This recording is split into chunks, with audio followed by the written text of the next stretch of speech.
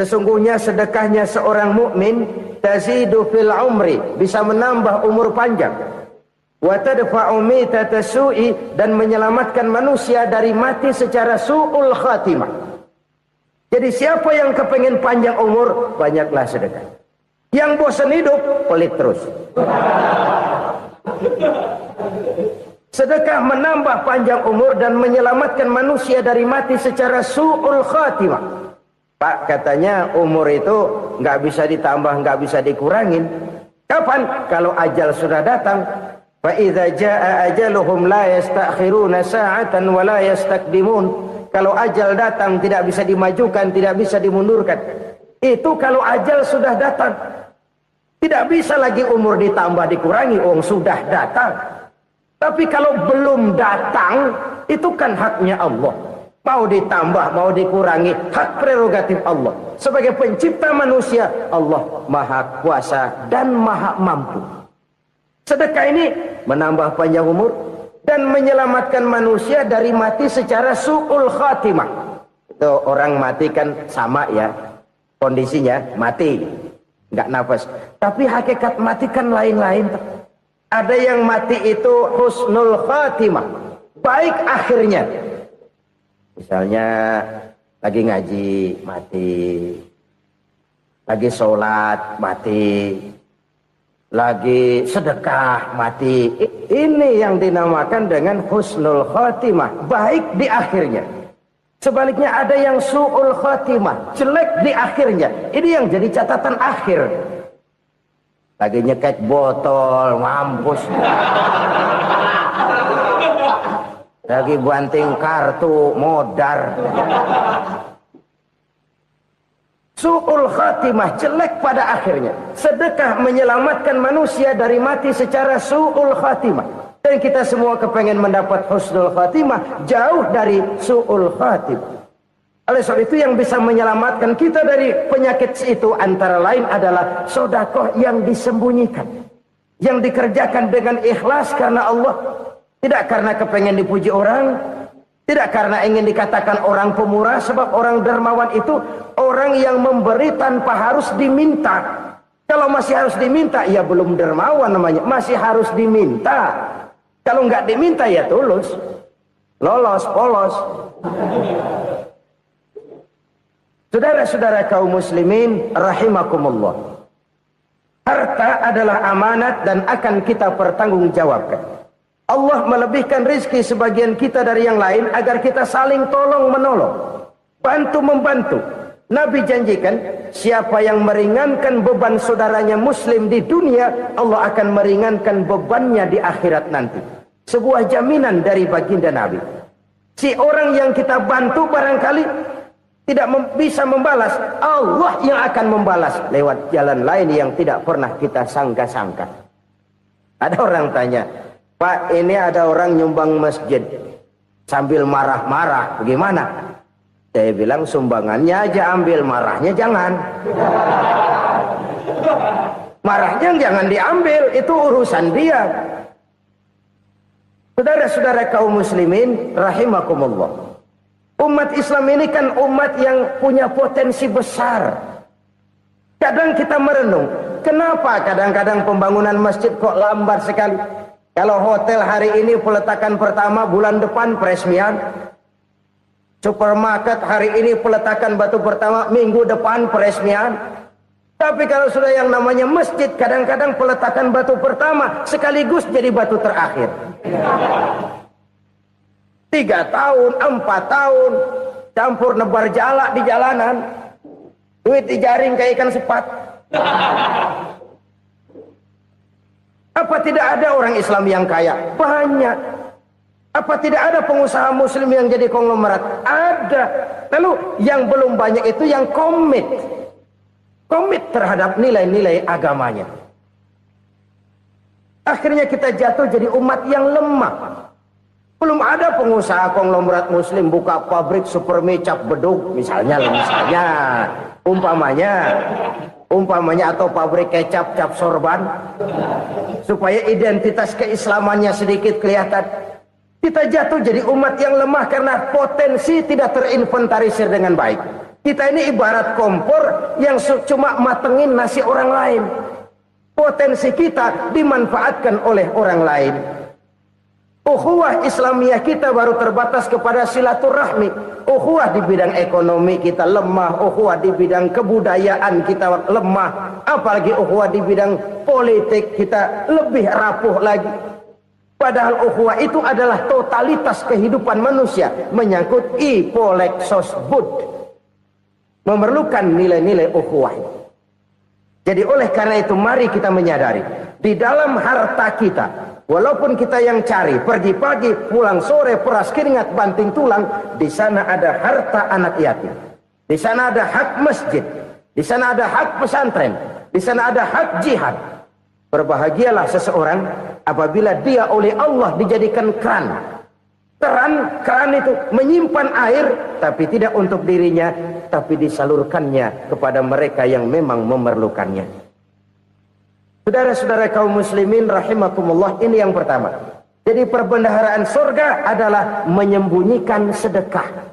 Orang lain nggak tahu, kita pun nggak pernah ngitung-ngitung. Kita anggap lewat begitu saja, padahal itu deposit akhirat. Satu. Yang kedua, perbendaharaan surga itu apa? Wa kitmanul musibah, menyembunyikan kesulitan. Kadang orang takut menghadapi kesulitan. Tapi makin kita merenung, hidup ini kan sebenarnya urusan. Takut sama urusan, ya jangan hidup. Tandanya orang hidup itu kalau punya urusan. Urusan melupakan problem. Problem sering menimbulkan kesulitan. Kesulitan bukan untuk ditakuti, tapi untuk diatasi dan dicarikan jalan keluarnya. Siapa sih orangnya yang nggak pernah sulit-sulit? Makin tinggi status sosialnya, makin gede urusannya. Makin tinggi kualitas imannya, makin berat tingkat kesulitannya. Cuma memang yang namanya enak itu seperti pelangi. Biang lala itu nggak pernah di atas kepala kita, di atas kepala orang melulu. Lo sih enak lo, kata kita. Dia juga bilang, yang enak kan lo. Pelangi itu nggak pernah di atas kepala kita. Kata tukang beca, aduh enak ya naik Mercy. Kata tukang beca, apa yang di dalam mobil Mercy? Aduh enak bener tukang beca, di jok ngeringkuk ngorok pules bener. Saya kamar pakai AC sejuk, tempat tidur sutra, empuk, alga, spring bed, kulak kulik nggak bisa pules kalau belum minum Valium, belum tidur. Enak bener tukang beca, di jok ngorok nggak tahu wetan kulon. Si tukang beca bilang yang di Mercy enak, yang di Mercy bilang tukang beca enak. Inilah enak, nggak pernah di atas kepala kita, di atas kepala orang lain melulu enak itu. Nah, saudara-saudara,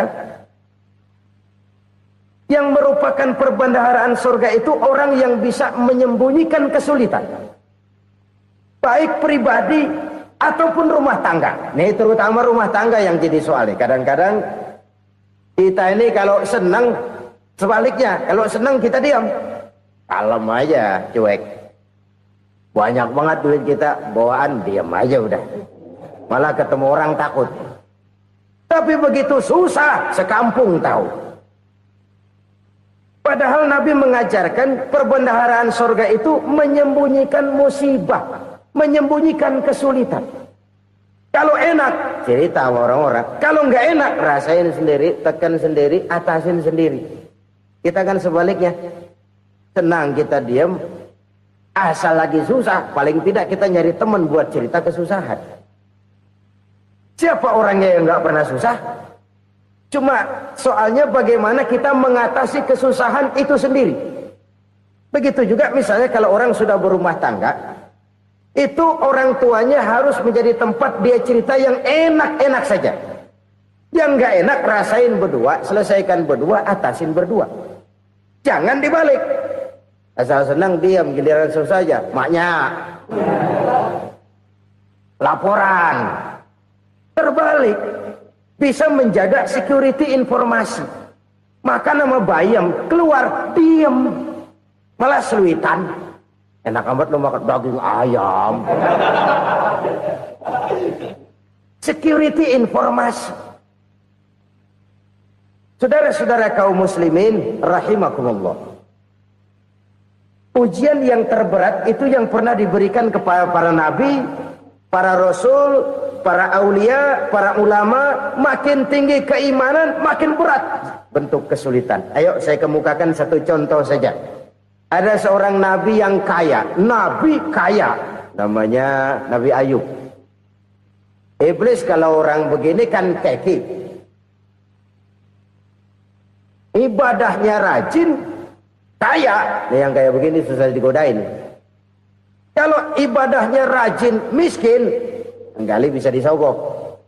Sini imannya mantap, ibadahnya rajin, kaya, nabi lagi. Oh, tapi namanya iblis, nggak kurang akal. Laporan, Tuhan, kenapa Les? Ya ini bahasa saya, bahasa Qurannya sih nggak gitu. Itu hambamu yang namanya Ayub, dia rajin ibadah cuma karena dikasih kaya aja. Coba kasih miskin dia, berhenti dia sembahyang. Ah, kamu bisa aja. Saya tahu Ayub itu hambaku yang ikhlas. Saya buktiin Tuhan, silahkan. Dibuktiinlah, iblis turun ke alamin. Yang mula-mula dia lakukan, dia rusak sawah ladang Nabi Ayub. Dia binasakan binatang ternak Nabi Ayub. Sehingga dalam waktu singkat, jatuhlah Nabi Ayub dari orang paling kaya jadi orang paling miskin. Beliau masih ibadah di mihrab dalam masjid. Datang iblis. Saudara Ayub, ya, lagi ngapain? Ibadah. Nyembah Allah, nyembah Allah. Oh, percuma. Kenapa? Tuhan yang ente sembah nih, dia udah bikin miskin ente. Sawah ladang ente hancur lebur, binatang ternak binasa. Sekarang ente jadi orang paling miskin. Ngapain nyembah Tuhan kayak begitu? Tekor. Udah berhenti dah ibadah, berhenti ibadah. Ini iblis sama Tuhan laporannya lain, yang dikerjakan kepada Nabi Ayub juga lain. Benar begitu iblis, kata Nabi Ayub. Iya, sawah ladang saya habis, buras. Binatang ternak saya binasa, binasa. Saya miskin, bangpak. Apa jawab Nabi Ayub? Bukan innalillahi, ini hebat. Alhamdulillahillazi a'tani wa akhadha minni. Segala puji bagi Allah yang telah memberikan harta kepada saya dan sekarang mengambilnya lagi. Alhamdulillah. Allah yang ngasih, Allah yang ambil. Itu mah urusan Allah. Iblis cuman ibadah jalan terus, sujud lagi Nabi Ayub. Iblis seleher gondok banget. Dasar Nabi nggak mempan dia apa-apain. Miskin malah alhamdulillah. Allah yang ngasih, Allah yang ambil. Jadi kalau kita tidak komit, kita tidak terikat kepada kaya, miskin, senang, susah, apa yang bisa bikin kita susah? Jadikan kekayaan, kemiskinan, jadikan senang, susah sebagai anak buah yang bisa kita atur. Jangan kekayaan ngatur kita, jangan kemiskinan ngatur kita. Kita yang harus mengatur mereka. Senang, susah, kaya, miskin, bahagia, sengsara, jadikan itu anak buah yang bisa kita atur. Kalau sekarang kita kaya, lain saat boleh jadi kita miskin, semiskin-miskinnya. Allah yang ngasih, Allah yang ambil. Tenaga mana yang bisa menghalangi? Ibadah jalan terus. Iblis makin gondok. Dasar Nabi loh. Akhirnya apa? Nabi Ayub dikerjain, diberikan penyakit. Demikian fatal penyakitnya. Bayangin, udah miskin sakit. Masya Allah. Miskin sakit. Sakitnya nggak lama, kira-kira 16 tahun. Istrinya 3, 2 mental minta ceraiin. Ngerawatin laki bengek begini. Senang belum tentu, susah udah pasti nih. Cerai aja, cerai dah. Cerai. Tinggal satu Siti Rahmah yang setia menemani beliau. Sesetia-setianya hati perempuan. Satu saat Siti Rahmah bilang, "Bang, iya, abang kan Nabi, Bang. Lalu, namanya Nabi kan doanya jarang meleset, Bang. Maksud kamu minta kenapa sih sama Tuhan biar abang sembuh, baik dah, Bang?" Siti Rahmah, iya. Saya sakit berapa tahun sih dah? 16 tahun, Bang. Sebelum ini saya sehat berapa tahun? Ya kira-kira 60 tahun bang. Nah coba ente banding-bandingin Rahmat. Saya dikasih sehat 60 tahun, dikasih sakit 16 tahun. Sudah nggak sabar mau doa kepada Allah minta sembuh. Saya malu kepada Allah. Diuji dengan yang luar biasa seperti ini, tidak mengganggu stabilitas kehambaannya. Dia tetap menghamba kepada Allah Subhanahu wa ta'ala. Saudara-saudara kaum muslimin rahimakumullah. Kunci menghadapi kesulitan itu apa? Allah jelaskan dalam satu ayat, wa basyiris sabirin alladzina iza asabathum musibah qalu inna lillahi wa inna ilaihi raji'un. Gembirakan orang-orang yang sabar. Siapa mereka itu? Yang apabila mendapat musibah mereka kembali kepada keyakinan dasar segalanya dari Allah dan segalanya akan kembali kepada Allah. Ini konsepsi dasar dari sikap muslim dalam menghadapi berbagai kesulitan. Segalanya dari Allah, segalanya akan kembali kepada Allah. Kalau ini sudah kondisi dasarnya, maka kita akan lapang menghadapi kenyataan bagaimanapun pahitnya. Apakah itu namanya miskin? Apakah itu namanya sakit, bahkan maut sekalipun, segalanya dari Allah, segalanya akan kembali kepada Allah. Ini sikap hidup, bukan sekedar ucapan. Kita kadang-kadang menjadikannya sebagai ucapan, mulutnya sehingga berhenti, innalillahi wa inna ilaihi raji'un, tapi nangisnya terus gerung-gerungan. Bukan itu, ini kesadaran moral. Kalau segalanya dari Allah, segalanya kembali kepada Allah, kan sebenarnya cuma nunggu giliran. Hari ini saya nyembayangin dia, entah hari apa saya disembayangin orang. Hari ini saya antar dia ke kubur, entah hari apa orang nganterin saya ke kubur. Hari ini saya tahlilkan dia, entah nanti kapan orang tahlilkan saya. Segalanya dari Allah, segalanya akan kembali juga kepada Allah. Oleh sebab itu saudara-saudara, kesulitan bukan untuk ditakuti. Kesulitan justru untuk diatasi, dicarikan jalan keluarnya. Dan tidak ada orang yang tidak pernah mendapat kesulitan. Tidak ada. Semakin tinggi status sosial, semakin tinggi kualitas keimanan, semakin besar juga tingkat kesulitan. Hanya saja bagaimana cara kita mengatasinya. Dan Al-Quran menyatakan, inna ma'al usri yusra. Di balik kesulitan itu pasti ada kemudahan. Roda itu berputar. Karena itu Rasulullah sallallahu alaihi wasallam mengingatkan kepada kita, ta'arraf ilallahi firraha ya'rifka fisyiddah. Ingatlah kepada Allah di waktu kamu senang, supaya Allah ingat kepada kamu di waktu kamu susah. Kalau waktu senang kita ingat kepada Allah, kita susah, Allah tidak akan meninggalkan kita.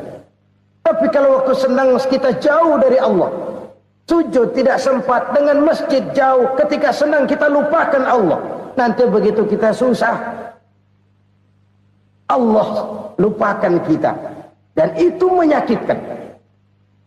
Oleh karena itu orang-orang tua kita dulu bilang, kalau lagi sehat ingat-ingat lu bakal sakit nanti. Kalau lagi kaya ingat-ingat satu saat kita bakal jatuh miskin. Bahkan kalau lagi muda ingat-ingat kita bakal tua. Dan yang terpenting kalau lagi hidup ingat-ingat kita bakal mati. Saudara-saudara kaum muslimin rahimakumullah. Jadi yang kedua yang merupakan perbendaharaan surga, menyembunyikan musibah. Saudara-saudara kaum muslimin rahimakumullah. Hal ketiga yang merupakan perbendaharaan surga adalah wasilaturrahmi. Orang yang suka bersilaturahmi. Sebagaimana yang kita maklum bahwa manusia adalah makhluk yang disebut zon politika. Makhluk sosial yang tidak mungkin hidup sendiri-sendiri. Betapa dan siapapun kita memerlukan orang lain. Bodoh betul manusia kalau tinggal di tengah masyarakat tapi tidak mau bermasyarakat. Merasa hebat sendiri, pintar sendiri, gagah sendiri, kaya sendiri. Mungkin kalau mati juga ngubur sendiri. Jangankan kita di sini. Di sorga saja Nabi Adam waktu sendirian bengong melulu, mondar mandir. Allah tegur dam sepi dam. Ya ini kalau bahasa saya. Iya Tuhan sepi ini nggak ada coret-coretan pisan ini. Diciptakan Siti Hawa, baru anteng Nabi Adam. Itu di surga. Cobalah. Umpamanya saudara tinggal di Jakarta nih. Kayak bener. Apaan aja di Jakarta punya saudara dah. Jembatan Semanggi ambil. Monas, Buntel bawa pulang. Hotel-hotel ambil semua. Cuman tinggal di Jakarta sendirian, apa enaknya? Betapa dan siapapun kita perlu orang lain. Tidak ada seorang pun yang bisa memenuhi kebutuhan hidupnya secara sendiri-sendiri. Nah, Islam telah menyelamatkan manusia dari ras diskriminasi. Mengikat manusia dengan persaudaraan yang berlandaskan kepada akidah. Karena itu dianjurkan bersilaturahmi. Bahkan Nabi menyatakan, Man arada ayyubsata lahu fi rizkihi wa yunsa'a fi atharihi falyasil rahimah. Siapa yang kepengen diluaskan rezekinya dan dipanjangkan usianya, banyaklah ia bersilaturahmi. Siapa yang kepengen dimudahkan rezekinya, hendaknya ia banyak bersilaturahmi. Kalau banyak teman, kesulitan kan paling tidak ada tempat cerita. Udah susah, sendirian kita pikirin diri, nggak ada tempat tukar pikiran. Cepet banget sama bengek. Dilawan sendiri. Nah, secara makro kita bisa berkata, tidak mungkin ada kemenangan kalau tidak ada kekuatan. Tidak ada kekuatan kalau tidak ada kesatuan dan persatuan. Tidak mungkin ada kesatuan dan persatuan tanpa semangat silaturahmi. Kalau umat Islam mau menang, dia harus kuat. Kalau umat Islam mau kuat, dia harus bersatu. Kalau umat Islam mau bersatu, dia harus membudayakan silaturahmi ini. Bahkan sampai-sampai kata Nabi, kalau bisa cari nilai tambah. Apa? Silman qata'ak. Bersilaturahmilah kau kepada orang yang marah denganmu. Masya Allah, indahnya ajaran agama kita. Orang yang marah pun kepada kita, kata Nabi, kalau bisa bersilaturahmilah kepadanya, kepada orang yang marah itu. Di situ nilai tambah. Cuman jujur nih hadis, ngucapinnya gampang, ngamalinnya yang berat banget. Orang marah sama kita, kita disuruh silaturahmi. Ada apa malu? Lu marah, ada gua marahan lagi. Tunggu pikirin. Saudara-saudara kaum muslimin rahimakumullah. Tapi ini yang diajarkan, bahkan ini yang dicontohkan oleh baginda Rasul. Bagaimana begitu mudah, misalnya satu saat Abu Jahal ini ngatur strategi bagaimana bikin Muhammad celaka. Dia gali lubang di depan tempat tidurnya. Dia tutupin daun korma. Terus dia panggil seseorang, ke sini. Kasih tahu Muhammad, pamannya sakit keras, minta ditengokin. Berangkat orang ini ke sana. Muhammad, labbaik. Pamanmu sakit keras, dia minta ditengokin. Baik, saya akan datang menjenguk beliau.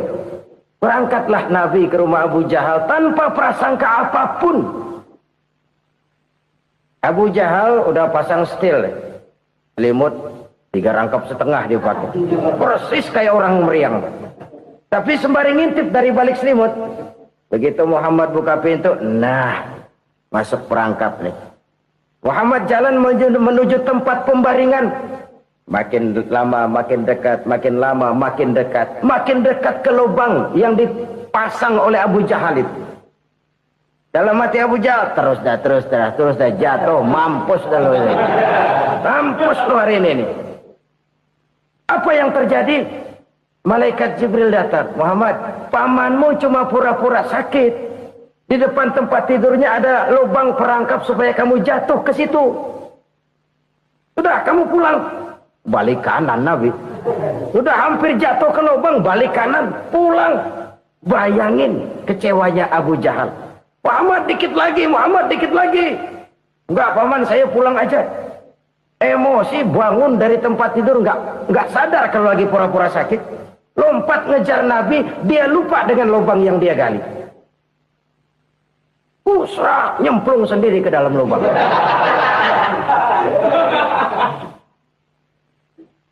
Nabi terus berlalu. Ini terjadi keanehan. Jatuh ke lubang yang dia gali itu sebenarnya nggak terlalu dalam ya. Antara 3-4 meteran lah. Tolong, saya jatuh ke lubang ini. Datanglah pelayan-pelayannya itu. Angkat saya dari sini. Oh, yang ngulurin tambang. Satu gulung, belum juga nyampe itu tambah. Kurang, beli lagi ke warung. Sambung, ulur lagi, enggak juga bisa sampai. Wah, ini kerjaan Muhammad ini. Tolong, siapa salah seorang kamu ke rumah Muhammad? Kasih tahu, encangnya kecebur. Minta ditolongin. Sampaikan kepada Rasul. Kenapa? Pamanmu jatuh ke lubang, Muhammad minta tolong diangkatin.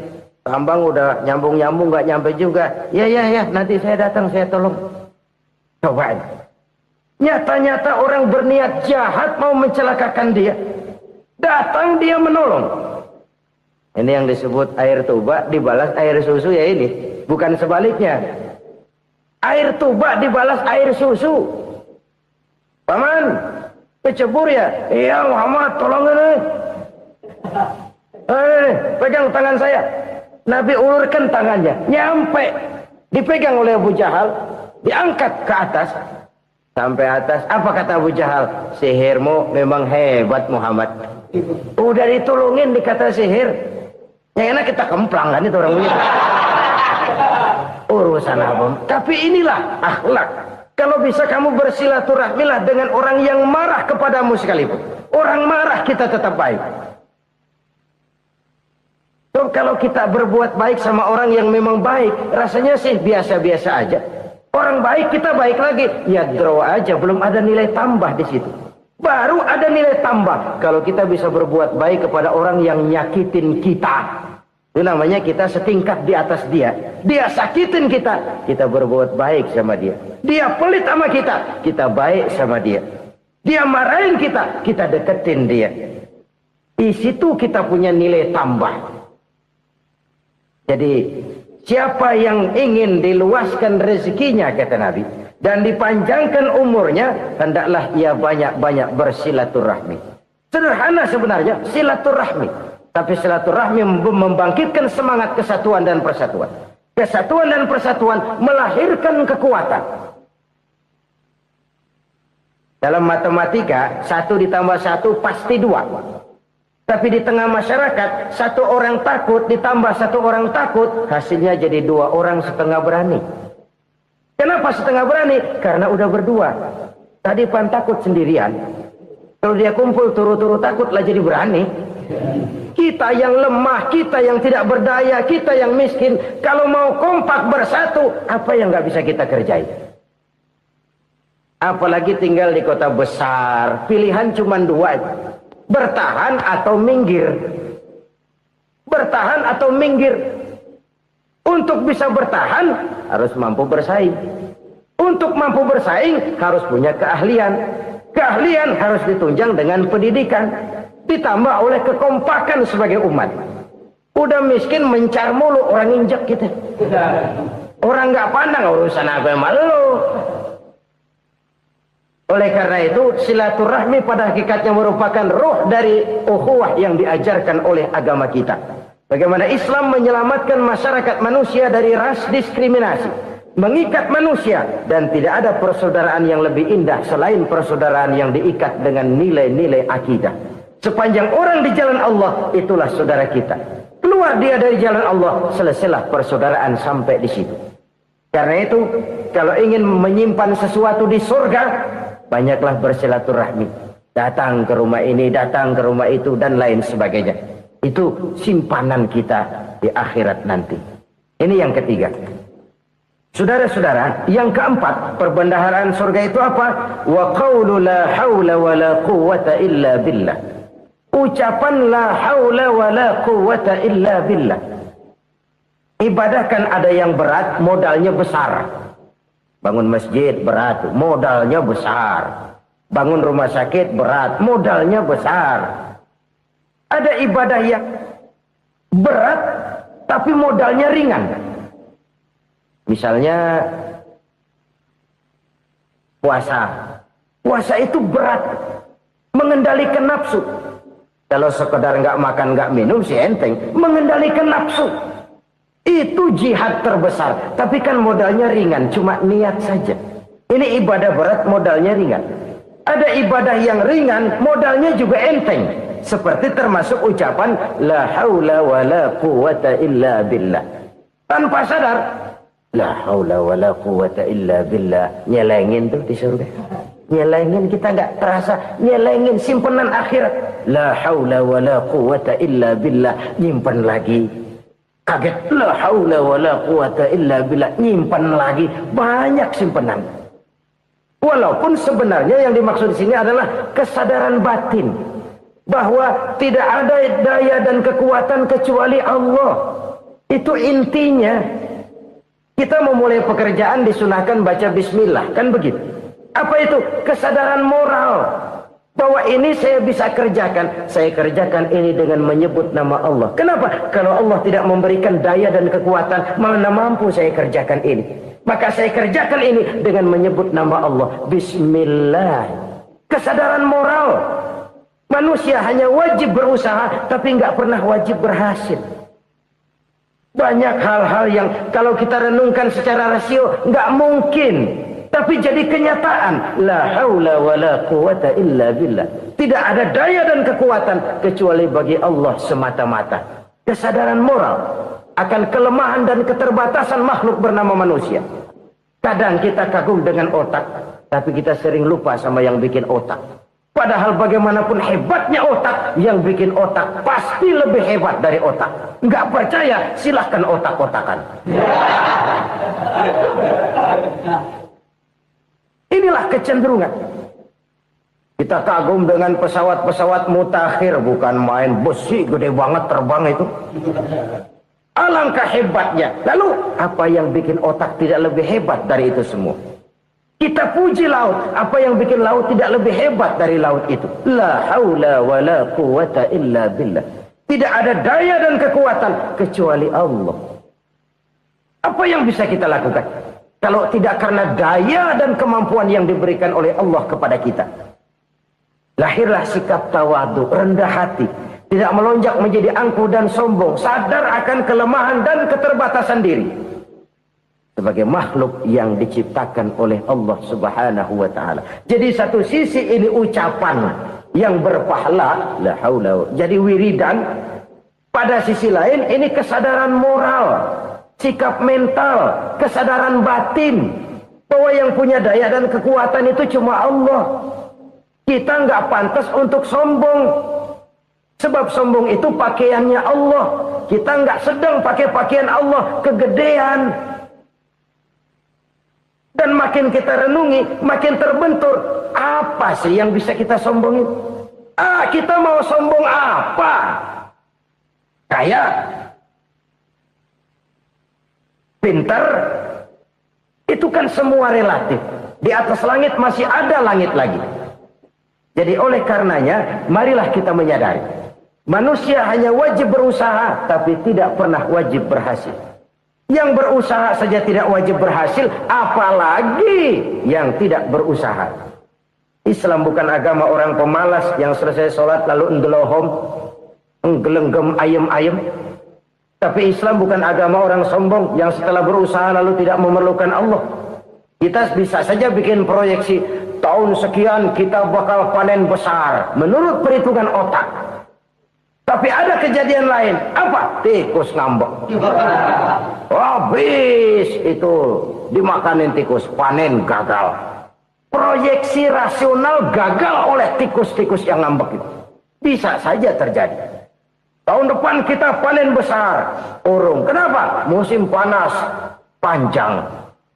Dan sekarang ini koran-koran bikin berita musim mengalami penyelewengan. Bukan cuma manusia yang nyeleweng sekarang. Musim pakai nyeleweng. Mestinya kan musim hujan udah selesai. Masih hujan-hujan juga. Musim. Nah sekarang kita boleh bikin proyeksi. Kita bakal panen besar. Tahu-tahu musim panas panjang. Sawah retak, air kering. Cari teknokrat yang paling botak. Suruh pendekin tuh musim panas. La haula wa la quwata illa billah. Inilah kesadaran moral. Saudara, saya teringat satu saat ada seorang konglomerat. Umurnya ya kira-kira 70-an. Satu saat dia ditanya oleh wartawan, Pak, umur Bapak berapa sih? Ya paling 10 tahun. 10 tahun? 10 tahun? Anak Bapak berapa orang? Satu. Satu saja? Satu. Harta Bapak berapa? Ya paling-paling bangsa 7 juta kali. 7 juta? Iya. Pak, kenapa Bapak bohongi saya? Bapak punya buku biografi. Koran-koran, majalah-majalah banyak memuat cerita riwayat hidup Bapak. Saya tahu umur Bapak 70. Kenapa bilang cuma 7 tahun? Saya tahu anak Bapak 8. Kenapa cuma bilang 1? Saya tahu harta Bapak miliaran, mungkin triliunan. Pabrik di mana-mana, bank di mana-mana. Kenapa bilang uang Bapak cuma 7 juta? Nah, kata si konglomerat tadi, kamu benar nak, kamu benar. Umur saya kalau jumlahnya memang 70 nak. Cuman ingat-ingat saya, baru 7 tahun terakhir ini saya sujud. Baru 7 tahun terakhir ini saya berusaha dekat dengan Allah. Saya laksanakan perintahnya, saya jauhi larangannya. 7 tahun inilah rasanya yang ada nilainya di hadapan Allah. Yang 63 tahun matong, kelabu, kelem umur gue. Habis untuk maksiat, untuk munkarat. Maka ketika ditanya tadi, umur saya 7 tahun itu. Oh begitu Pak. Oh iya. Lalu anak Pak. Anak Bapak kan 8. Kenapa bilang cuma 1? Nah, kalau jumlah hitungannya memang anak saya 8. Tapi dari 8 orang ini rasanya cuma 1 nih. Yang bakal jadi buah hati, belahan jantung. Pelanjut cerita, penerus sejarah. Bakal jadi anak soleh yang akan mendoakan saya. Cuma 1 rasanya anak saya ini yang bakal jadi buah hati saya. Besar-besaran saya. Yang akan mendoakan di kubur saya. Yang akan mendoakan di akhirat saya. Yang 7 orang mana? Masya Allah. Yang 1 tenggeng. Yang 1 nyekek botol mulu. Yang itu nggak karu-karuan. Makanya saya bilang 1 anak saya yang akan bisa mendoakan saya. Oh begitu Pak. Iya. Nah harta Pak, harta Bapak kan triliunan. Pabrik Bapak di mana-mana. Uang Bapak hampir di tiap bank-bank besar. Kenapa bilang cuma 7 juta? Betul kau nak. Harta saya kalau jumlahnya memang miliaran, triliunan mungkin. Tapi yang saya ingat baru 7 juta tuh yang saya belanjakan di jalan Allah. Saya nyumbang masjid. Saya santuni yatim piatu. Saya bantu pembangunan pesantren. Saya bantu pembangunan rumah sakit Islam. Itu yang akan saya bawa pulang ke akhirat. Yang 7 juta itu. Yang triliunan itu nanti akan direbutkan oleh anak-anak saya sebagai waris saya. Jadi harta saya 7 juta itu yang bakal nemenin saya di akhirat. Yang akan saya bawa pulang jadi teman saya. Saudara-saudara kaum muslimin, jangan-jangan orang tua itu adalah kita-kita ini. Jangan-jangan kita-kita ini adalah orang tua itu. Jangan-jangan itu potret dari diri kita masing-masing. Dari sekian umur yang diberikan Allah, berapa tahun yang ada nilainya di hadapan Allah. Dari sekian anak-anak yang merupakan amanah, berapa yang akan mendoakan kita sebagai orang tuanya menjadi anak soleh. Dari sekian banyak harta yang diberikan Allah, berapa yang akan kita bawa pulang menghadapnya nanti, yang kita belanjakan di jalan Allah. Ini sebuah potret kehidupan. Karena itu kita kembali kepada la haula wa la quwwata illa billah. Kita wajib berusaha, kita wajib berikhtiar. Selebihnya, segala daya dan kekuatan hanya milik Allah saja semata-mata. Satu kesadaran batin dari setiap pribadi muslim.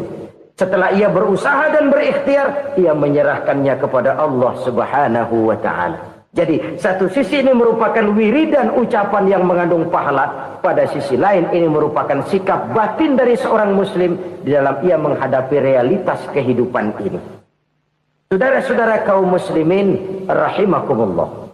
Kalau ini kita jadikan satu basis kehidupan, maka ini akan menyelamatkan manusia dari kemungkinan tergelincir menjadi orang yang lupa diri dan lupa darat. Sebab itu Imamul Ghazali berpesan, jadidis safinah fa innal bahra amiq wa khuziz zad fa inna safara ba'id wa khaffifil hamla fa innal hamla sadid. Perbarui selalu kapalmu karena lautan sangat dalam. Bawa bekal yang banyak karena perjalanan ini sangat jauh. Ringankan beban karena kebanyakan beban akan menyakitkan.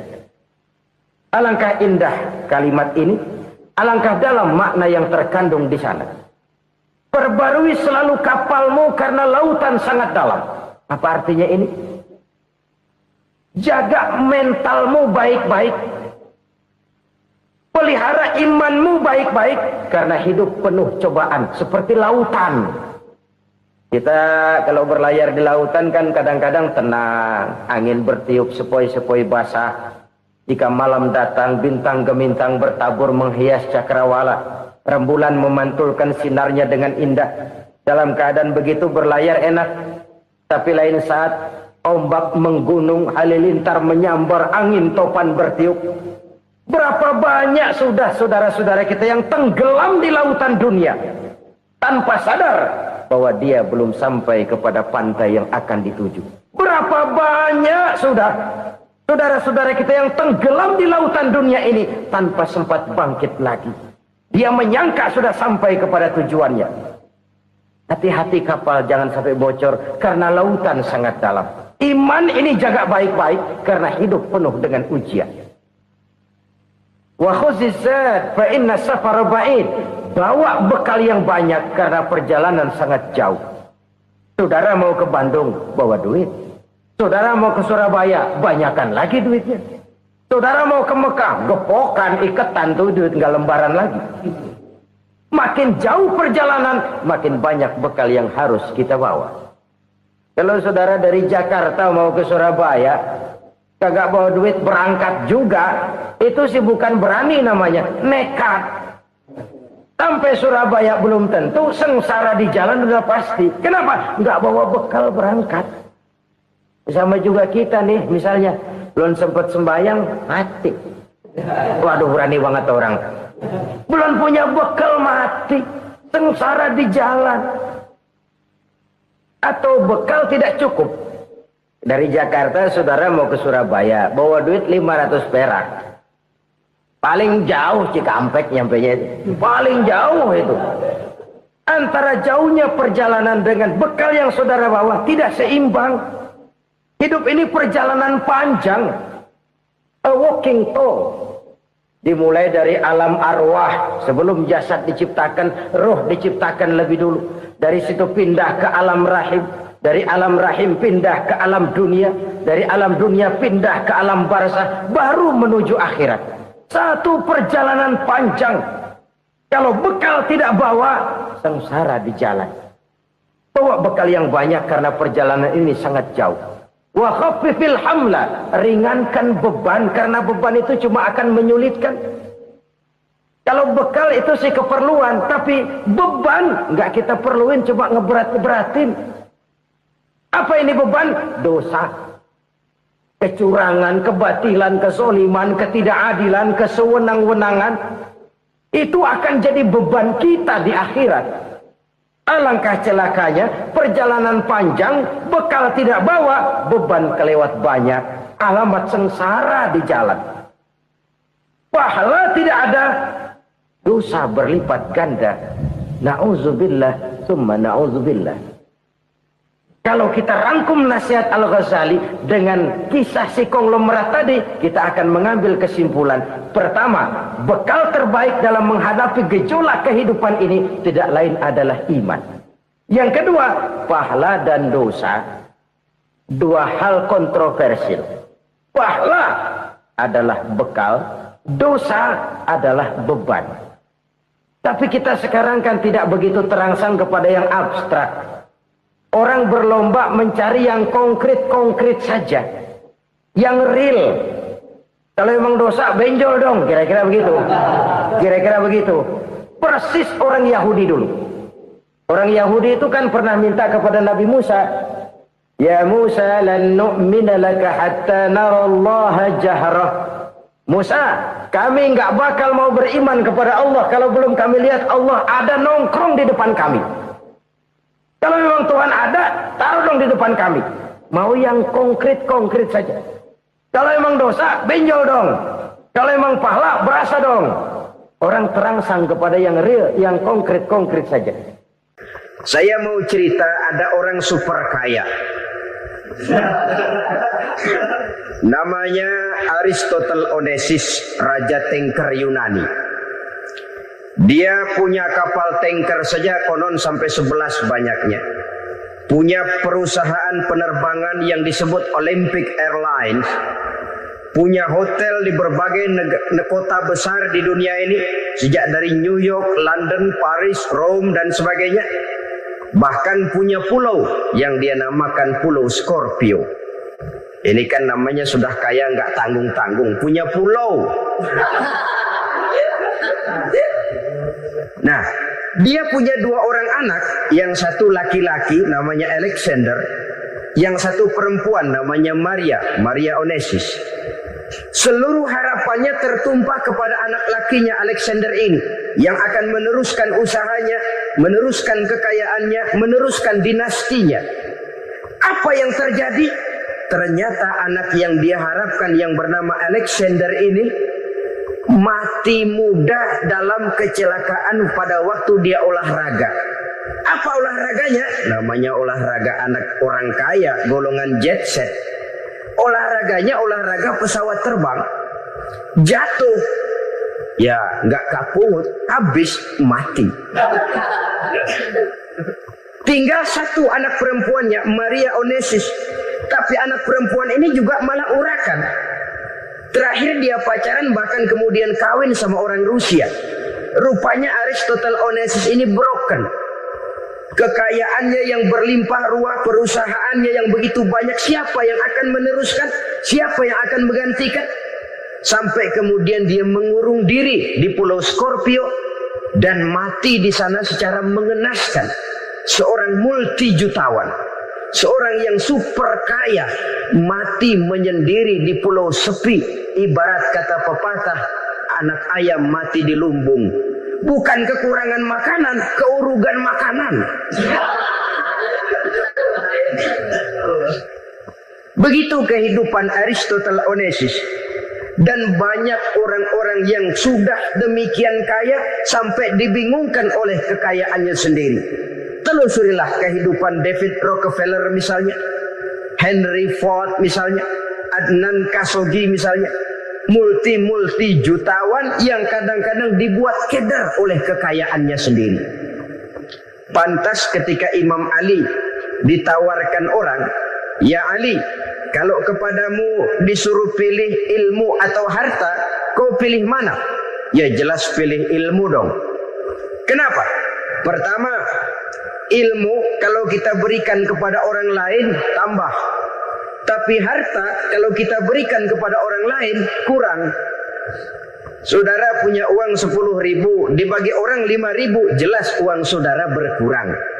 Tapi saudara punya ilmu diberikan kepada orang lain bisa, saudara pun makin mantap. Tidak lantas jadi bodoh karena ngajarin orang.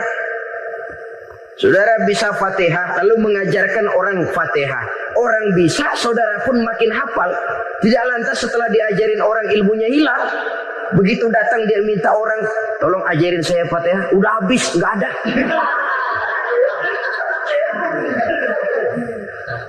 Yang kedua kata Imam Ali, ilmu menjaga kita. Kalau harta kita yang harus jaga. Makin banyak ilmu, makin terpelihara diri seharusnya. Tetapi makin banyak harta, makin bingung kita jaganya. Sampai kadang-kadang kalau perlu seluruh keliling rumah dipasangi alarm. Belum cukup disewakan anjing besar-besar, pasang di depan pintu, awas anjing galak. Masih belum cukup juga cari centeng tukang-tukang kepruk jaga rumah. Masih terasa belum aman, padahal rumahnya dikelilingi tembok besar. Di balik tembok ada pintu-pintunya tebal. Di balik pintu itu terbuka masuk kamar, kamar pun ada pintunya pun kuat. Masuk ke dalam kamar ada lemari, lemarinya pun pintunya kuat, dikunci, kuncinya pun kuat. Tapi terhadap seluruhnya yang timbul cuma sekedar was-was saja. Kesimpulannya sekali lagi, tanpa harta orang memang sulit untuk bahagia. Tapi harta semata-mata tidak merupakan jaminan orang akan bahagia. Dengan hati yang luas, itu modal utama untuk mencapai kebahagiaan hidup. Orang yang hatinya luas, saudara-saudara, punya hati yang lapang, melihat kenyataan hidup ini, dia bersyukur senantiasa kepada Allah. Lantas tidak timbul hasud dan iri hatinya. Oleh karena itu, jiwanya selalu lapang. Kalau tidak, cupik hati namanya. Dangkal pandangan, tidak senang melihat orang lain dapat nikmat, dan itu sering dijadikan contoh. Kalau orang yang lapang dada, dia lihat tetangganya beli TV baru, dia berkata, alhamdulillah ya, tetangga kita beli TV, mudah-mudahan kita bisa ikut nonton. Lapang dadanya. Tapi orang yang sempit hati, lihat tetangga beli televisi, meriang. Enggak diapa-apain, meriang. Besoknya dengar tetangga beli motor, makin sakit, ke rumah sakit. Lalu di rumah sakit dengar tetangganya beli mobil, mati. Disiksa oleh perasaannya sendiri. Orang kalau hati sudah sempit dalam hidup, kemanapun dia pergi, sempit rasanya medan kehidupannya. Kemudian kita melihat juga ada orang yang menilai bahwa bahagia itu katanya kalau punya kedudukan yang tinggi, pangkat yang agung, wibawa yang besar. Mungkin betul, tapi mungkin juga tidak. Bergantung kepada hati orang yang punya pangkat itu. Sama dengan harta tadi. Harta akan membawa bahagia kalau dia jatuh ke tangan orang yang berhati lapang. Tapi harta akan jadi bencana kalau jatuh ke tangan hati orang yang sempit. Pangkat akan membawa bahaya kalau jatuh di tangan hati orang yang sempit. Lebih dari itu, kenyataan mengajarkan kepada kita bahwa ternyata pangkat dan jabatan tidak selamanya memberikan kebahagiaan dalam kehidupan. Bahkan resikonya kelewat besar. Beberapa bukti kita bisa ambil dari para pemimpin dunia yang menjadi korban lantaran pangkat dan jabatan yang disandangnya. Saudara ingat Presiden Abraham Lincoln dan John Kennedy dari Amerika dibunuh orang. Park Chung-hee dari Korea Selatan, Ziaur Rahman dari Bangladesh, Anwar Sadat dari Mesir, terakhir Indira Gandhi dari India, menjadi korban dari pangkat dan jabatan yang disandangnya dari orang-orang yang tidak senang dia memegang jabatan itu. Dia akan mudah mengundang bencana. Sehingga pantas kalau seorang presiden terkemuka Amerika, Harry Truman namanya, dia mengatakan jabatan presiden itu, kata dia, seperti orang nunggang macan, naik macan.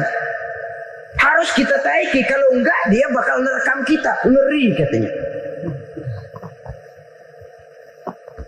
Adapun orang yang hatinya lapang, kalau dia menerima pangkat dan jabatan, dianggapnya itu satu kesempatan untuk berbuat baik. Tapi orang yang berhati sempit, menerima pangkat dan jabatan, bukan kadang-kadang menerima, malah berusaha setengah mati mencapai dengan segala cara. Kalau perlu jilat atas, jilat atas. Jadi golongan sumuhun dawu. Jadi kelompok kulon nuwun, yes sir, yang kerjanya cuma oke bos. Kalau perlu jilat atas, jilat atas. Kalau perlu injak yang bawah, injak yang bawah. Perlu sikut kiri kanan, sikut kiri kanan. Yang penting pangkat dapat, jabatan dapat.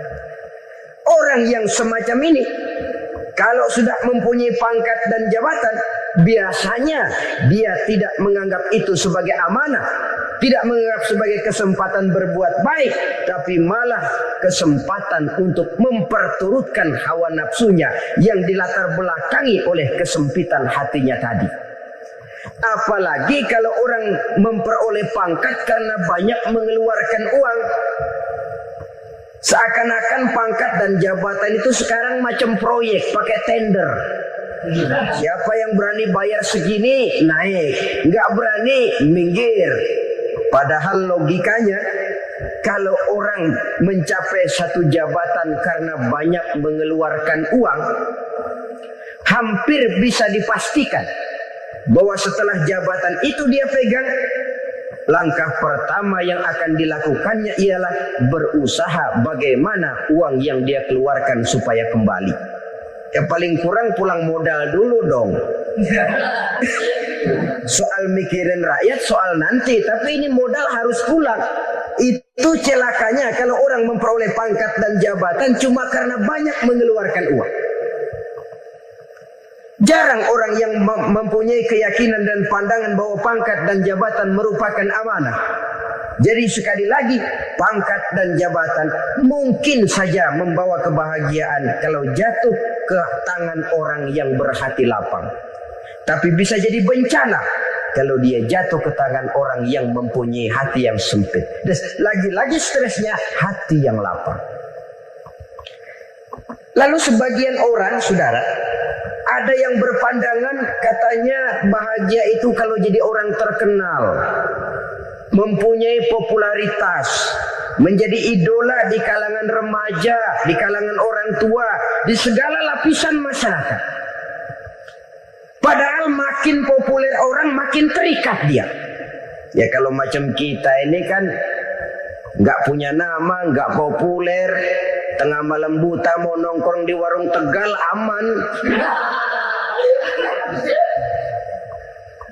Tapi pangkat, jabatan, kedudukan, popularitas menyebabkan kita diikat dengan berbagai macam peraturan. Cuma mandi sama ke WC saja yang nggak dikawal.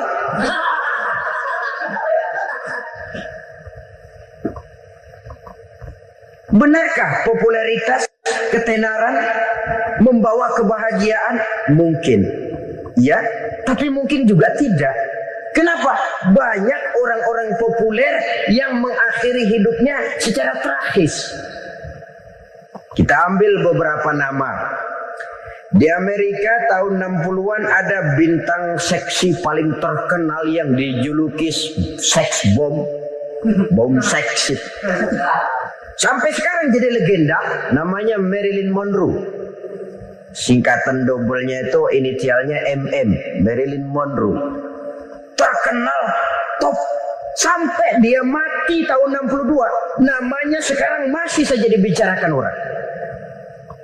Kenapa dia bunuh diri? Tidak punya hartakah dia? Banyak. Kurang populerkah dia? Seluruh dunia mengenalnya. Sejak rakyat kecil sampai pejabat tinggi dia punya hubungan. Kenapa? Jenuh. Dia terlahir dalam keadaan yatim. Setelah itu tidak lama dia berangkat remaja, ibunya meninggal. Pindah dari wanita asuh ke wanita asuh sampai 12 orang ibu angkatnya. Dan kekecewaan yang paling parah, setiap laki-laki yang dekat dengannya hanya seperti kapal berlabuh. Datang dan pergi silih berganti. Padahal dia merindukan seseorang yang bisa melindungi hidupnya. Dia rindukan itu dan dia tidak pernah menemukan. Itu yang akhirnya menyebabkan dia minum pil tidur kelewat dosis. Minum obat tidur kebanyakan. Ya tidur terus sampai sekarang.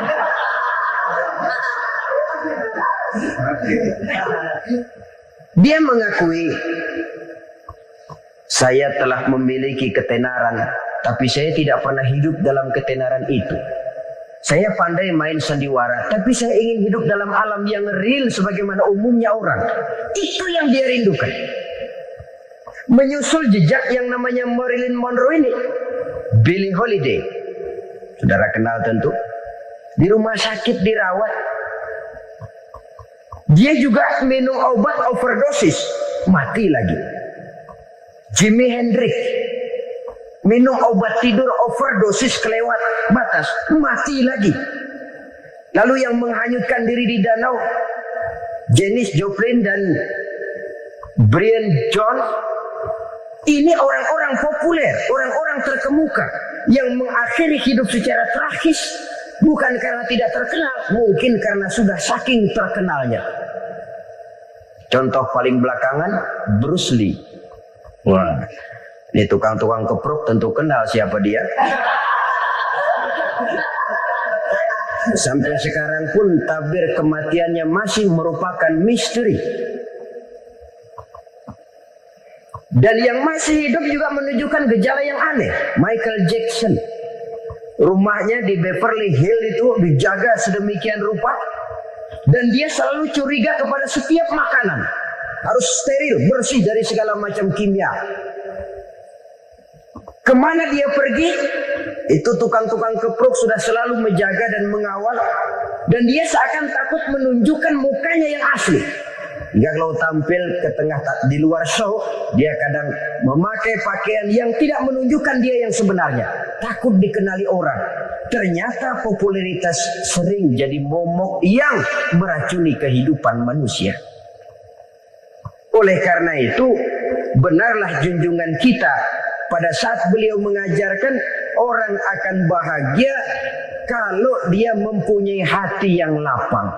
Nah, sekarang masalahnya untuk mendapatkan hati yang lapang, caranya bagaimana? Kita kembali kepada konsep Quran. Allah mengajarkan, ala inna bi dzikrillahi tatmainnul qulub. Ketahuilah bahwa dengan banyak mengingat Allah, hati akan tenang, jiwa akan lapang. Dengan kata lain, dekat dengan agama, merasakan kehadiran Allah dekat dalam hidup. Itu muara pertama untuk mencapai hati yang lapang. Ala inna bi dzikrillahi tatmainnul qulub. Jangan macam orang sekarang ingin mendapatkan ketenangan lalu tapak di puncak gunung, di gua-gua, di tempat sepi. Iyalah kalau nggak ada ular. Kalau tergigit ular berbisa, ketenangan belum mati jelas itu. Islam positif untuk mendapatkan ketenangan. Ala inna bi dzikrillahi tatmainnul qulubi. Bahwa ketahuilah bahwa dengan banyak mengingat Allah, hati akan tenang, jiwa akan lapang, nuansa pikiran akan luas. Karena yang namanya bahagia ada dimanapun manusia berada. Di kampung ada bahagia, di kota ada bahagia. Di ngarai, di lembah, di gunung, di hutan, di lautan, di angkasa luar. Dimanapun bahagia itu ada kalau kita bermodalkan hati yang lapang ini. Dan hati akan lapang kalau kita dekat dengan agama. Dekat dengan harta buat sementara hati mungkin tenang. Tapi ketenangan yang relatif dan temporer. Apalagi orang tiap kali tambah harta, tiap kali tambah rencana. Itu wajar. Mungkin sebelumnya saudara berpikir, kalau punya duit 5.000 enak nih. Begitu punya duit 5.000, aduh sayang kalau 10.000 aja. Tiap kali tambah harta, tiap kali lain rencana. Makin banyak rencana, makin menjauhkan kita dari yang namanya ketenangan. Padahal ketenangan merupakan unsur utama untuk mencapai bahagia. Dan ketenangan itu bermuara dalam hati manusia. Tengoklah kehidupan ini. Orang yang banyak harta dengan orang miskin, berbedakah rasa sakit yang mereka tanggungkan? Rasanya tidak. Walaupun si kaya tidur di kasur empuk berselimutkan sutra mahal, sementara si miskin meringkuk di balai bambu yang keras dan kasar. Apabila maut datang, dia juga tidak pernah pilih bulu. Maut datang menjemput si kaya di singgasana keemasannya, dikelilingi oleh para pengasuh, dayang dan idang serta para pengawal. Dan maupun datang menjemput si miskin papa sehingga ia tergelepar di tepian jalan. Kedua-duanya bernama mati. Kalau nyata bahwa sakit yang ditanggung si kaya tidak beda dengan sakit yang ditanggung si miskin, bukan harta semata yang membuat orang bahagia. Hati yang tenang, jiwa yang lapang penuh kedamaian. Karena banyak berzikir dan mengingat Allah, itu merupakan modal utama untuk mencapai sesuatu yang bernama bahagia.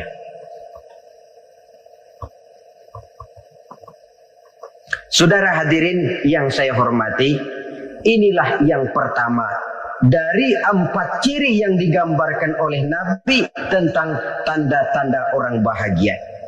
Dan harus berangkat dari yang pertama ini. Hati yang lapang. Ini yang harus kita miliki lebih dahulu. Baru nanti akan menyusul kepada poin yang ketiga, kedua, dan selanjutnya. Sebab kalau hati sudah terisi dengan jiwa yang lapang, seluruh persoalan insya Allah akan bisa kita atasi dengan sebagaimana mestinya.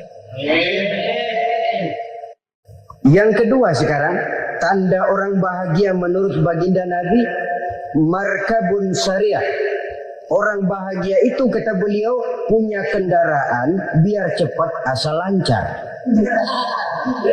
Artinya kemana dia mau pergi mudah. Apa maksud hadis ini? Kalau kita kaji lebih dalam, kendaraan itu kan alat transportasi. Transportasi tidak lain adalah usaha memudahkan komunikasi. Pindah dari situ kepada teori bahwa manusia adalah zon political, makhluk bermasyarakat yang tidak bisa memenuhi kebutuhan hidupnya secara sendirian. Kita memerlukan keberadaan orang lain dalam kehidupan ini. Untuk memakai baju saja kita sudah perlukan petani yang tanam kapas, pabrik yang memintal kapas jadi benang, pabrik yang menenun benang jadi kain, sampai kepada mesin jahit, sampai kepada tukang jahit. Itu cuma untuk memakai pakaian saja. Tidak seorang pun di antara kita yang sanggup memenuhi kebutuhan hidupnya secara sendiri. Kita perlu orang lain. Maka kebebasan dalam arti mutlak, kebebasan tanpa batas, itu tidak mungkin ada dalam kehidupan. Karena kita mengadakan yang disebut interaksi sosial.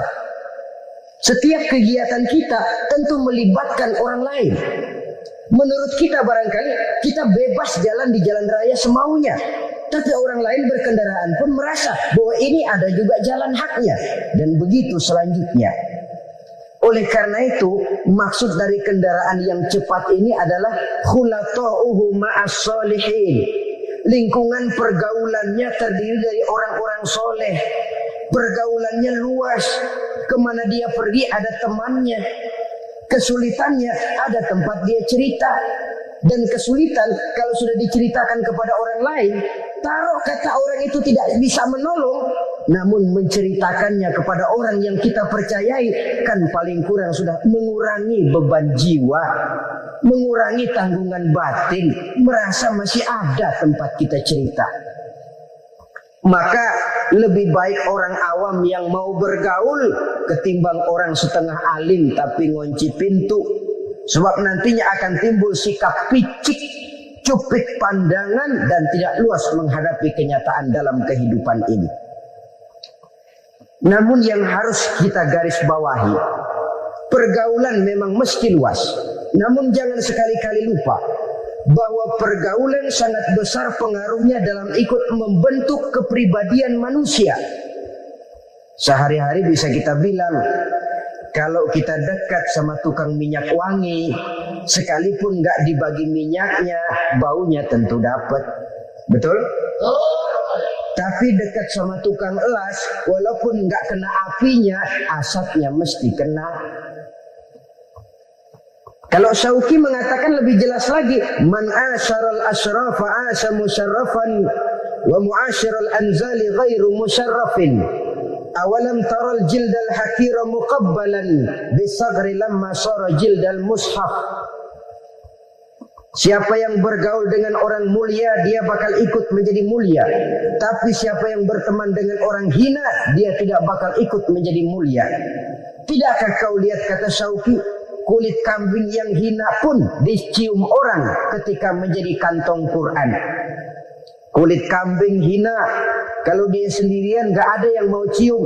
Tapi begitu dia bergaul dengan Quran, menjadi kantong Quran, dipakein minyak wangi, ditaruh di tempat yang tinggi, mau diambil dicium dulu, dibawa dengan penuh hormat dan hati-hati. Kulit kambing yang hina lantaran berteman dengan Quran, numpang mujur. Tapi coba lihat kalau kulit kambing berteman dengan kayu, jadi beduk, habis. Zohor dikemplang, asar dipukul. Itu pun sedikit saja, cuma salah milih teman. Yang temannya Quran dihormati orang, yang temannya kayu lantaran jadi beduk, gelap-gelap subuh orang udah kemplangi.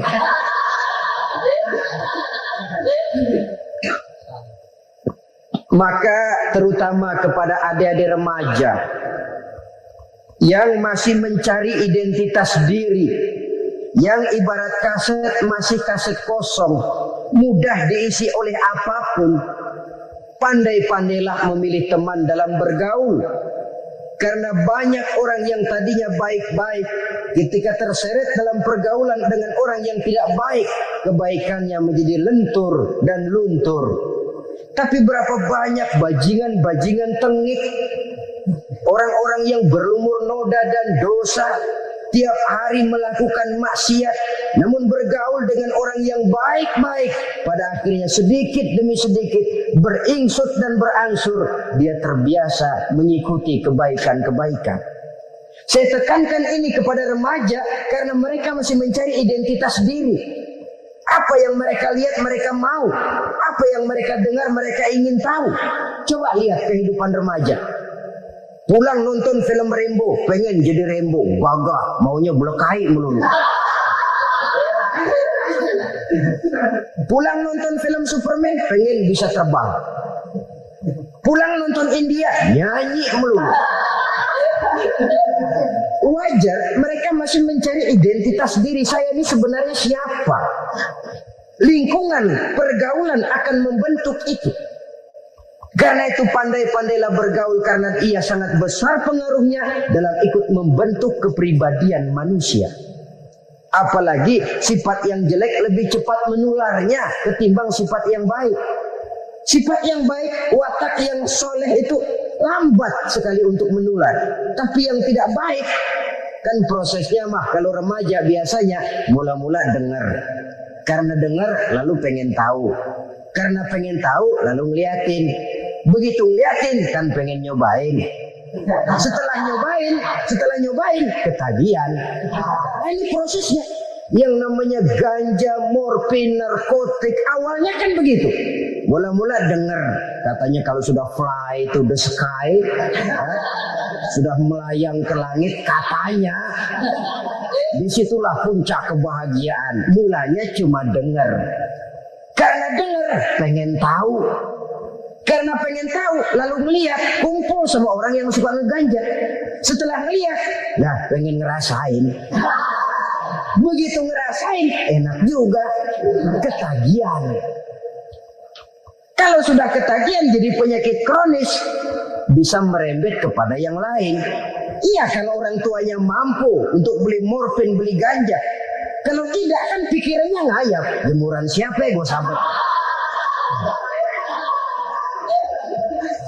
Timbullah perbuatan-perbuatan negatif yang bermula dari salah pergaulan. Apalagi buat adik-adik remaja yang tinggal di kota-kota besar, yang pengaruh budaya, pengaruh kesenian, pengaruh struktur kehidupan yang nampak makin individualistis, di mana persaingan tajam, tensi ekonomi tinggi, orang mudah mengalami stres. Pandai-pandailah dalam bergaul sekali lagi karena ia sangat besar pengaruhnya dalam ikut membentuk kepribadian manusia. Orang bahagia punya kendaraan yang cepat, artinya punya pergaulan yang luas dan lingkungan pergaulannya terdiri dari orang-orang yang soleh. Kemana dia pergi ada teman, kesulitannya ada tempat dia cerita. Tapi kalau sudah menyendiri, hidup sendiri, kesulitan dipikiri sendiri, bisa mati belum waktunya. Tidak ada tempat berbagi rasa, tidak ada tempat bercerita, tidak ada tempat mengurangi beban dalam kehidupan. Pantas betul kalau Islam sangat menggalakkan dan menganjurkan orang kalau sudah sampai waktunya itu untuk melangsungkan nikah. Kata Nabi, ya ma'syarus syabab man istata'a minkumul ba'at falyatazawwaj. Hai para pemuda, kalau sudah mampu memberi nafkah, kawinlah, nikahlah kamu. Kenapa? Sudah ada teman hidup, tempat berbagi rasa. Kesulitan kalau ada tempat cerita akan lebih ringan ketimbang kita telan sendiri, walaupun bobot kesulitannya sama beratnya. Saudara-saudara kaum muslimin, rahimakumullah. Inilah ciri yang kedua, punya kendaraan biar cepat asal lancar. Kemana kita mau pergi gampang. Dengan kata lain, setelah hati yang luas, pergaulan yang luas. Dua. Yang ketiga sekarang, tanda orang bahagia itu menurut Nabi, misbahun mudhi'un, punya lampu yang terang. Oh, itu enggak problem. Sekarang sudah zamannya listrik masuk desa, Pak. Lampu sudah terang semua. Betul, kalau itu yang dimaksud. Tapi tidak cuma itu. Karena lampu yang dimaksud di sini, lampu yang akan menerangi seluruh perjalanan hidup. Dan perjalanan hidup itu sudah dimulai sejak kita terlahir ke alam ini sampai masuk ke alam barzakh, kumpul di padang mahsyar sampai ke akhirat. Lampu yang menerangi itu yang diperlukan. Kalau lampu, katakanlah yang paling top sekarang kan lampu jenis Mercury. Taruhlah itu di rumah kita, dia cuma menerangi rumah kita. Menerangi hati pun tidak sanggup. Bila kita masuk ke alam barzakh, alam kubur, sanggupkah si Mercury yang begitu terang menerangi alam barzakh kita? Tidak sanggup lagi. Sanggupkah lampu yang ratusan watt, bahkan puluhan ribu watt menerangi kehidupan di padang mahsyar? Tidak akan sanggup lagi. Kalau demikian yang dimaksud lampu yang terang di sini apa? Tidak lain amal soleh, kebajikan yang kita lakukan dalam hidup. Itu yang akan jadi lampu penerang. Di dunia nama kita akan terang. Jasad kita boleh hancur terkubur tanah, tapi nama kita akan dikenang orang. Begitulah kalau orang meninggalkan kebajikan dalam hidup seperti sekarang. Ribuan orang tiap saat berziarah ke kubur Imam Syafi'i, ke kubur Imam Malik, ke kubur Imam Ghazali, ke kubur orang yang baik-baik, orang yang soleh-soleh. Kebajikannya yang ditinggalkan, yang mengukir namanya dengan tinta emas. Sehingga saudara sudah terbaring di alam kubur, orang lewat, Allah ini kuburannya Fulan bin Fulan, dulu ini kebaikannya Masya Allah, saya ikut merasakan. Mari kita mampir sebentar, kita Fatihah. Mohon disampaikan Allah pahalanya kepada almarhum. Al-Fatihah. Itu kalau orang baik-baik. Lalu saudara tanya, Pak, orang mati dikirimin Fatihah apa nyampe pahalanya? Saya jawab, kalau saudara nggak percaya, mati dulu dah. Nanti saya Fatihain, tungguin di sana. Umpama nggak sampai, balik lagi kemari. Sekarang ini kan maunya otak-otakan saja. Kalau nggak masuk otak, nggak percaya. Padahal alam gaib itu nggak bisa diotak-otakin. Sama saja dengan saudara pernah dengar cerita kapal Tampu Mas tenggelam kan? Pernah nggak? Di mana? Nah, di laut Masalembo. Begitu ke Tampu Mas tenggelam, ratusan penumpang itu terjun ke laut, dipermainkan gelombang, berjuang menghadapi maut itu. Orang lagi timbul tenggelam di lautan, dihantam ombak, kita tengokin pakai helikopter. Pak, lagi timbul tenggelam ya? Iya, tolongin. Jangan khawatir Pak nih, saya kirim intan Pak, harganya 10 juta. Kira-kira orang yang timbul tenggelam di laut seneng nggak? Kan mahal toh intan 10 juta. Kenapa dia nggak senang? Karena intan 10 juta dalam kondisi seperti itu tidak sanggup menyelamatkan dia. Dia akan girang kalau dikirimin ban mobil bekas, dikirimin papan terentang atau bambu. Intan yang 10 juta dia nggak girang. Ban mobil bekas yang 1000 perak, tuh pegang, itu yang dia girang betul. Inilah sebabnya Nabi berkata, mal mayyitu fi qabrihi illa kal ghariqil mutaghawwis. Orang yang meninggal di alam kuburnya seperti orang timbul tenggelam di lautan. Yantaziru da'watan min ahli, menunggu doa dari keluarganya yang masih hidup. Duh, bapak saya sudah meninggal, saya sayang benar sama dia. Kirimin kulkas ke kuburannya.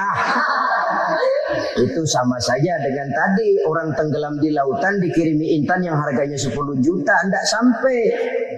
Begitulah kalau kebajikan yang kita tinggalkan dalam hidup, sudah mati pun kubur kita masih diziarahi orang.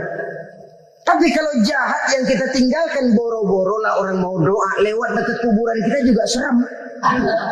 Tuh bajingan no, dulu mati dipendem di situ tuh. Jangan lewat situ, ntar kesurupan, jangan. Lewat saja orang ngeri. Konon lagi membacakan Fatihah dan mengirimkan doa. Hidup pada hakikatnya adalah kesempatan untuk berbuat baik. Maka sekali kesempatan itu diberikan, manfaatkan dengan sebaiknya. Sebab kesempatan kedua tidak akan pernah ada. Kesempatan berbuat baik di sini, di akhirat sudah pembalasan namanya. Sekali kesempatan itu dicabut, dia tidak akan pernah dikembalikan lagi. Kata Iqbal, hidup tidak mundur ke belakang, Bung. Berhenti diinjak orang, mundur hancur. Tidak ada kata mundur dalam hidup ini. Berhenti diinjak orang, mundur kecebur. Tidak ada kata lain, harus maju dalam kehidupan dalam artian yang positif. Hidup adalah kesempatan untuk mengumpulkan kebajikan yang sebanyak-banyaknya. Di situ nilai daripada manusia. Sekarang ini memang nggak kelihatan kok, orang yang banyak pahala sama yang banyak dosa nggak kelihatan kok. Barangkali kalau habis bikin dosa palanya pada benjol, mungkin orang takut sama dosa. Tapi sekarang sama saja, orang yang banyak dosa dengan yang nggak banyak dosa jalan bareng dari belakang, sama, nggak kelihatan beda. Tapi ada waktunya di mana pahala memegang peranan, di mana dosa diperlihatkan. Sama saja kalau kita bawa mobil siang, lampu kan nggak begitu berfungsi. Apa lalu bilang, alah ini lampu berat-beratin, copot-copotin aja dah. Tidak perlu begitu. Kenapa? Pada suatu saat malam senja akan datang. Bila matahari terbenam, senja pun datang, gelap mulai merayap, disitulah baru terasa perlunya lampu. Pahala begitu. Sekarang orang yang nggak ada pahalanya nggak kelihatan dalam kehidupan. Tapi pada suatu saat senja kehidupan akan datang. Ajal merenggut nyawa, malam merayap, dan hidup mulai diliputi kegelapan di alam barzakh. Dikala itu kalau nggak punya lampu, alangkah malangnya kita. Sebab amal yang baik, kata Nabi, di alam barzakh itu akan diciptakan menjadi perempuan yang cantik menemani kita. Amal yang jahat akan menjadi orang yang paling jelek nemenin kita. Udah di tempat gelap yang nemenin jelek. Kaum muslimin rahimakumullah. Simpanan sorga ada 4 macam. Yang pertama, ikhfa'us sadaqah, menyembunyikan sedekah. Saudara-saudara kaum muslimin, sebagaimana yang kita maklum bahwa Allah Subhanahu wa taala melebihkan sebagian rezeki dari kita terhadap yang lain.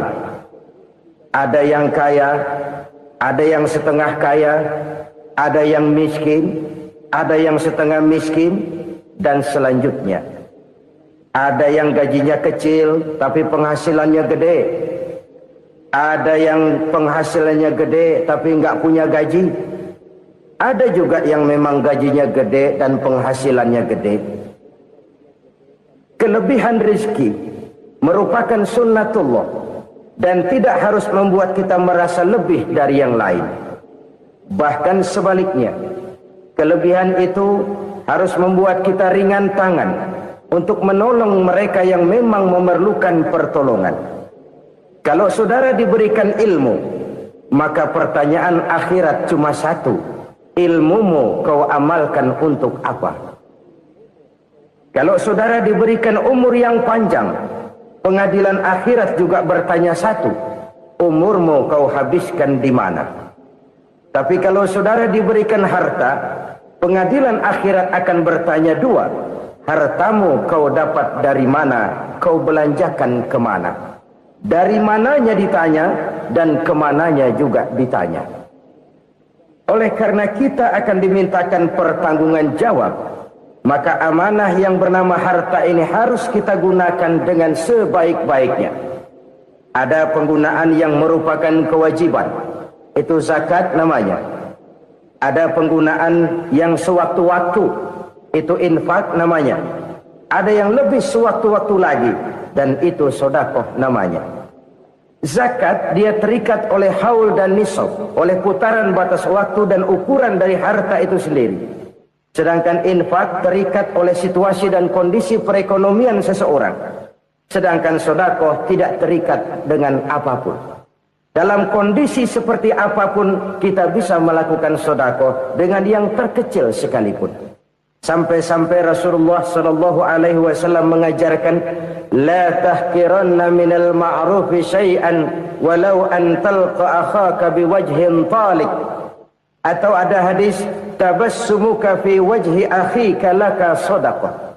Senyumanmu kepada temanmu adalah sedekah. Jadi untuk melakukan sedekah tidak harus dalam berbentuk uang. Dengan ilmu kita bisa sedekah, dengan tenaga kita bisa bersedekah, dengan pikiran kita bisa bersedekah, bahkan senyum kepada teman itu pun sedekah.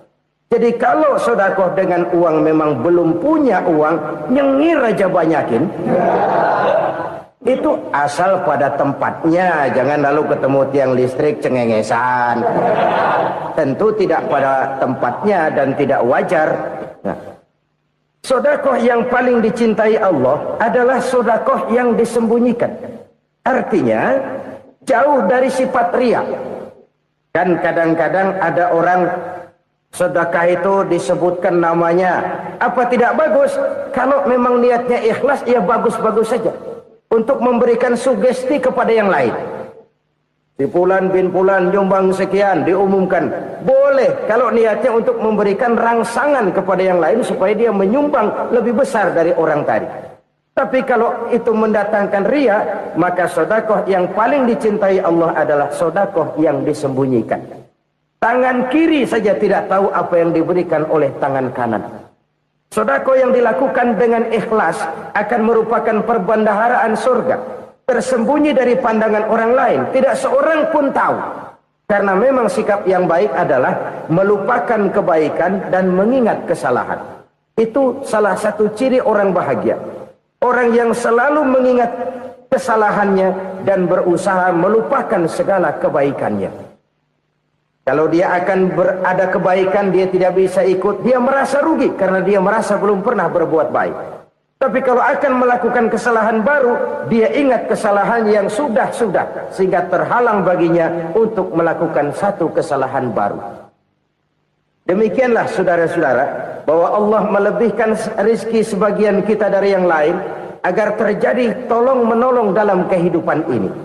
Jadi kesenjangan yang nature, kesenjangan yang alami, itu sunnatullah. Ada yang kaya, ada yang miskin, ada yang kelas menengah. Nah, kenapa lalu sekarang kita berusaha mengentaskan kemiskinan? Oleh karena adanya kesenjangan struktural. Kalau yang kaya bisa semakin kaya, kenapa yang miskin tidak bisa naik jadi ikut sedikit kaya? Sebab pada dasarnya Islam adalah agama yang sejak turunnya sudah berupaya memerangi kemiskinan. Bahkan dikatakan kemiskinan itu mendekatkan kepada kekufuran. Orang kalau miskin udah dekat banget sama kafir. Gampang menjadi kafir. Berapa banyak saudara-saudara kita yang oleh karena soal perut, oleh karena soal materi, terpaksa meninggalkan dan menanggalkan akidahnya. Menjual petunjuk yang diberikan Allah dengan kesenangan dunia yang cuma sebentar ini. Na'udzubillah, thumma na'udzubillah. Jadi makin kita sembunyikan satu sedekah, semakin banyak perbendaharaan kita di surga. Sedekah yang paling dicintai Allah adalah sedekah yang disembunyikan. Malahan ada seorang sufi, dia punya kebiasaan kalau pergi sholat Jumat dia bawa uang, itu uang dia taruh di bawah tikar masjid. Dia niat sedekah kepada siapa saja yang nemuin itu duit. Maksudnya apa? Supaya yang nemuin nggak tahu siapa yang punya duit. Demikian dia saking ingin menyembunyikan sedekahnya. Karena sifat riya itu bisa memakan amal kita sendiri. Riya itu termasuk menyebut-nyebut kebaikan kita. Orang yang suka nepuk dada, Sedikit-sedikit ngitungnya kalau enggak gua. Tuh kalau enggak gua tuh. Tuh yang belah situ kalau enggak gua. Iya kalau enggak lu kenapa emang?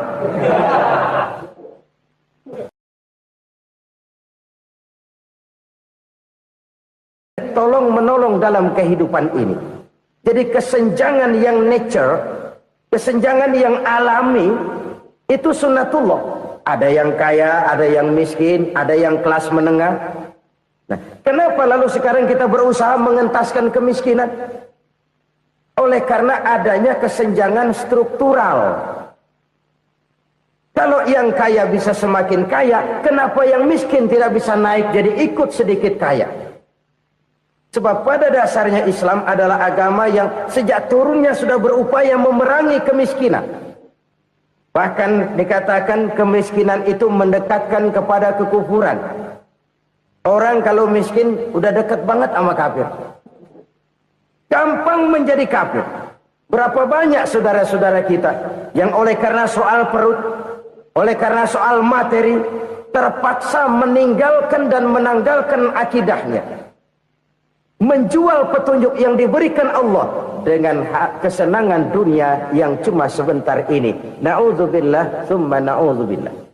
Jadi makin kita sembunyikan satu sedekah, semakin banyak perbendaharaan kita di surga. Sedekah yang paling dicintai Allah adalah sedekah yang disembunyikan.